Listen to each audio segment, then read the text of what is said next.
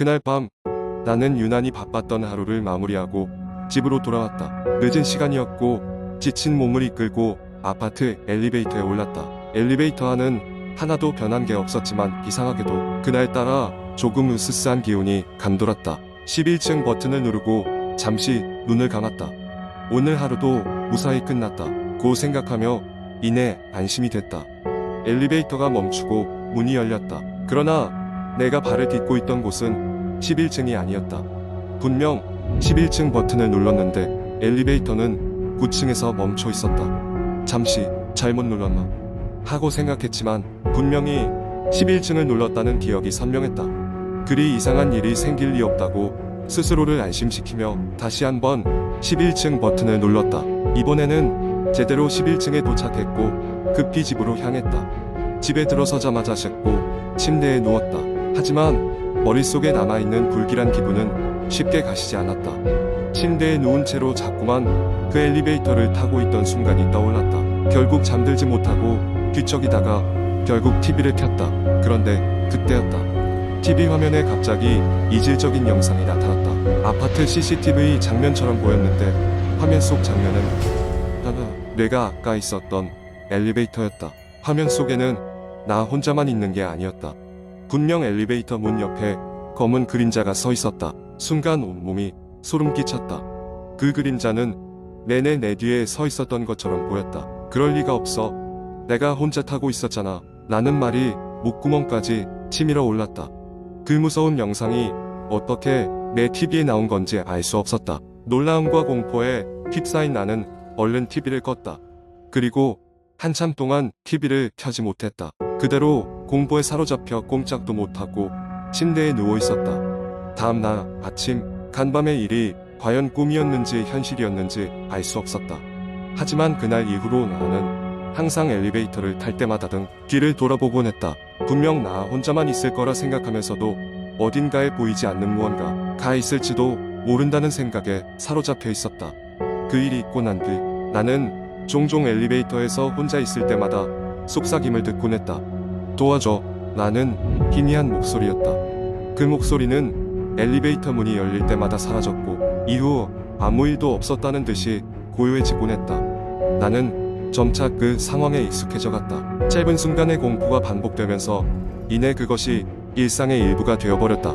그리고 어쩌면 그것은 누군가의 구원을 위한 외침이었을지도 모른다고 생각하게 되었다. 그렇지만 여전히 그저 무시하는 편이 나았다. 만약 그 목소리에 응답한다면 그 뒤에는 어떤 일이 벌어질지 알 수 없었기 때문이다. 결국 나는 그 아파트를 떠나 이사를 갔다. 새로 이사간 집도 엘리베이터가 없는 2층짜리 건물이었다. 그래도 가끔씩 문득 엘리베이터의 기억이 떠올랐다. 그것은 아마도 영원히 나를 떠나지 않을 것만 같았다. 새로운 시작을 했어도 그날 느꼈던 불가사의한 공포는 내 안에 깊이 각인되어 있었으니까. 두 번째 이야기.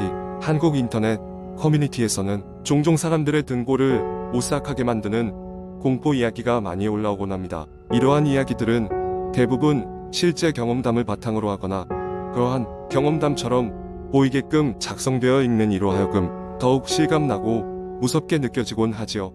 이 이야기는 내가 대학교 2학년 때 겪었던 실화이다. 당시 나는 자취를 하고 있었는데 대학교 근처에 있는 오래된 다세대 주택이었다. 집세가 저렴해서 결정했지만 막상 들어가 살면서 조금 후회하기 시작했다. 삐걱거리는 마루와 바람 때문에 쓸쓸하게 울리는 창문 소리는 나를 늘 불안하게 했다.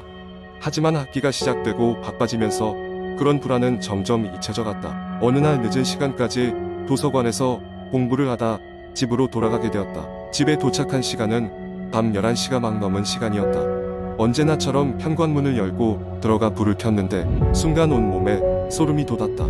내 방 안짝은 탁자 위에 어떤 봉투가 하나 놓여 있었기 때문이다. 익숙한 손글씨로 내 이름이 적혀 있었지만 확실히 내가 모아둔 것이 아니었다.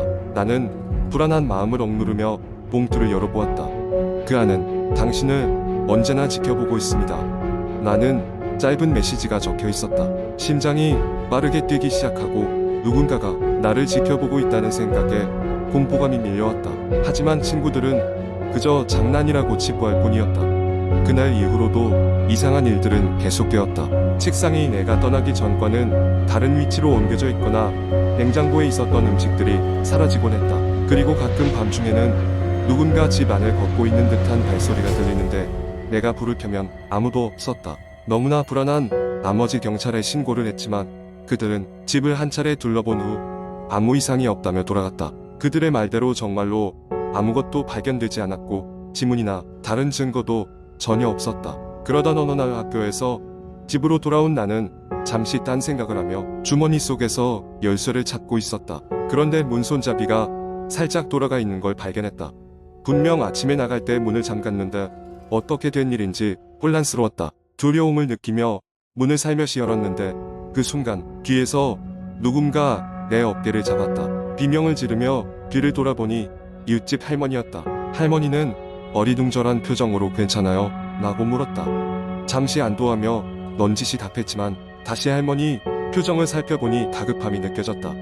할머니는 나를 집 안으로 밀듯이 들여보내고 이야기를 해주기 시작했다. 할머니는 몇 주 전부터 내 집 벽 너머로 누군가 속삭이는 소리가 들렸다고 했다.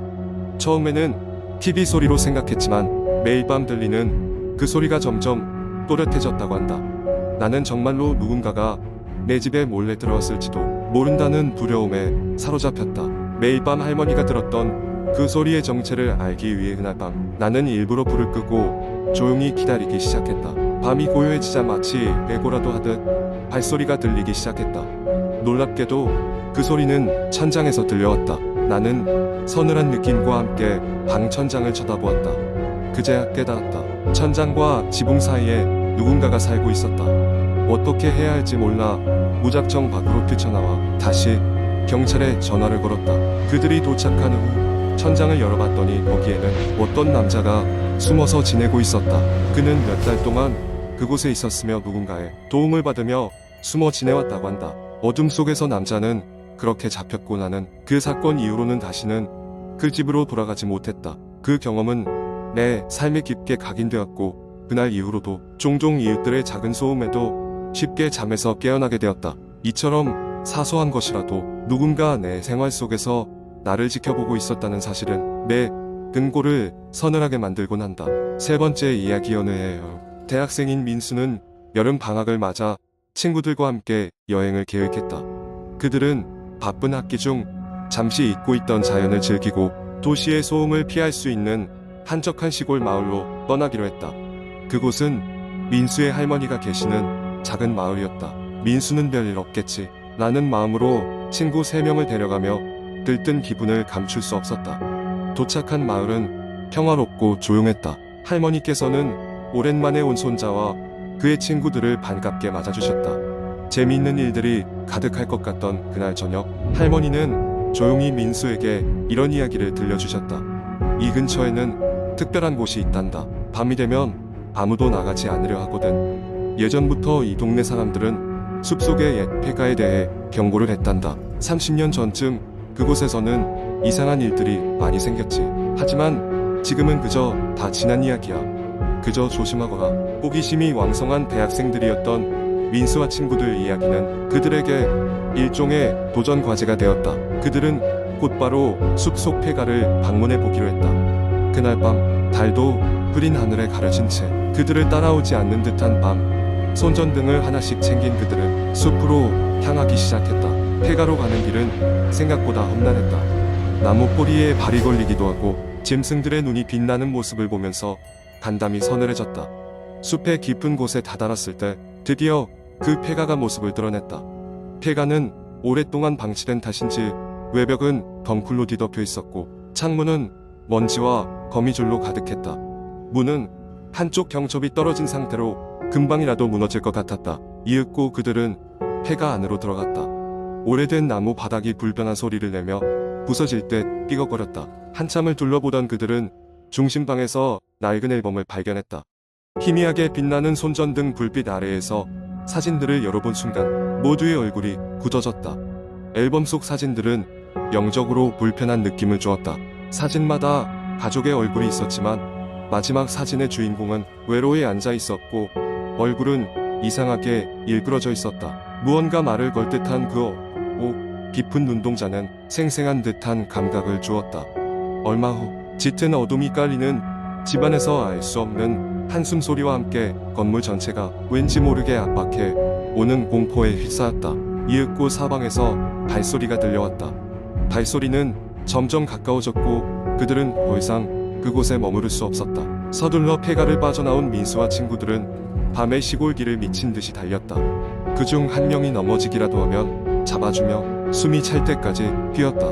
끝내 할머니 집에 도착했을 때 모두가 한마디 할 말을 잃었다. 할머니는 그들을 보며 조용히 쓸데없는 호기심은 불행을 부른단다라고 말씀하셨다. 그 후로 그들은 할머니 집에 머무르는 동안 다시는 그 숲 근처에도 가지 않았다. 마을 사람들은 그 이야기를 들으며 다시 한번 고개를 저을 뿐이었다. 결국 민수와 친구들은 여름 방학 동안 그곳에 서이 다른 추억들로 그 일을 잊으려 노력했지만 가끔 꿈속에 나타나는 그 사진 속 인물 때문에 오싹한 기분을 떨쳐 내지 못했다.